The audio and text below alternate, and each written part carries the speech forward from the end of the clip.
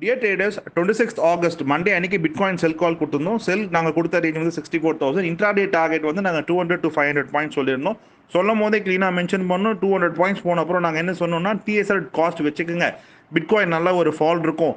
64,000 மேலே தான் பிட்காயின் வந்து திருப்பி மேலே போகும். அதனால் அதை காஸ்ட் டு காஸ்ட் ஸ்டாப் லாஸை வச்சுட்டு தாராளமாகவே செல் ஸ்கேல்ப் பண்ணுங்கன்னு சொல்லிட்டு நாங்கள் சொல்லியிருந்தோம். அதை நாங்கள் சார்ட்டும் எடுத்து ஃப்ரீக்வெண்ட்டாக சார்ட்டும் எடுத்து போட்டிருந்தோம். ஏன்னா பயங்கரமாக வீக்காக இருக்குது, இந்த ஆப்பர்ச்சுனிட்டியை யூட்டிலைஸ் பண்ணிங்கன்னு சொல்லிட்டு. அதுக்கேற்ற மாதிரி இன்றைக்கி தான் ஒரு நியூஸ் வந்து மார்னிங்கில் ஒரு நியூஸ் வந்திருக்கு. ஆல்மோஸ்ட் பார்த்தீங்கன்னா $3 million ஒர்த் ஆஃப் பையர்ஸை வந்து ட்ராப் பண்ணியிருக்காங்க, செல்லர்ஸ் ட்ராப் பண்ணியிருக்காங்க.